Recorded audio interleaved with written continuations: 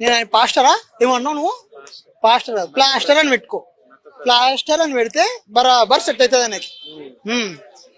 అయితే రీసెంట్ ఇప్పుడు ఆయన చనిపోయారు కదా, అయితే కొంతమంది చంపేశారు బ్రో లేదా యాక్సిడెంట్ అయింది అంటారు, ఏం చెప్తాను? నేను 100% చెప్తున్నా, యాక్సిడెంట్ అయితే కాలేదు.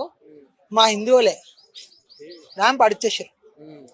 ఎందుకని అట్లా చెప్తున్నాం? మరి ఎన్నన్నా అట్లా చంపడం తప్పు కదా? తప్పే లేదు బ్రో. నువ్వు ఒకవేళ నువ్వు అన్నా కూడా మా టార్గెట్ లో పడిపోతావు నువ్వు. అట్లా ఉంటది మరి. ఎందుకని అట్లా? That is Hindu power. చంపుకోవడం పవర్ అంట.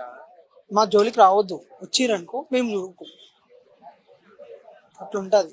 ఎవరైనా సరే మా దేవుళ్ళని కానీ ఎవరైనా సరే అంటే మాత్రం ఎక్కిపోతుంది.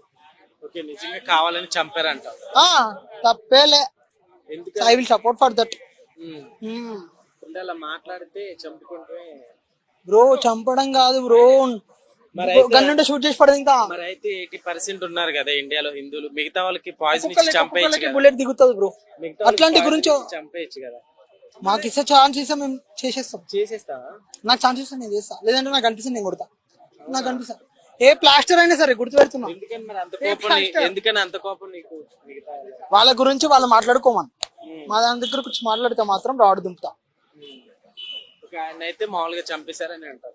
I'm satisfied, happy. కలిసి వాడెవడో కనుక్కునే ప్రయత్నం చేయండి.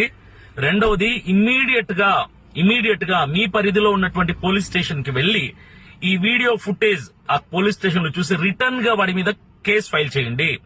ప్రతి ఒక్క సిపిఎఫ్ మెంబర్ కి చెప్తున్నాను, రిటర్న్ గా వాడి మీద కేసు ఫైల్ చేయండి. వాడు ఎక్కడున్నా బయటికి ఈడ్చుకొని వస్తాము. ఎక్కడున్నా వాడికి క్రైస్తవులు అంటే ఏంటో, క్రైస్తవుల పవర్ అంటే ఏంటో చూపిద్దాం. క్రైస్తవులు ఈ రోజు ఎంత చేతగాని వాళ్ళు అయిపోయారు అన్నది వాడి మాటల్లో మనం అర్థమవుతుంది. ఎంత చేతగాని వాళ్ళం అయిపోయామని అనే దృష్టితోనే కదా వాడు మాట్లాడుతున్నాడు. ఎవ్వరు లేరనే కదా క్రైస్తవులు గల మాట్లాడుతున్నాడు.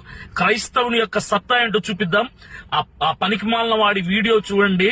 మీ పరిధిలో ఉన్న పోలీస్ స్టేషన్స్ కి కాసేపు మీ పనులను పక్కన పెట్టి వెళ్లి కేసు ఫైల్ చేయండి వాడి మీద.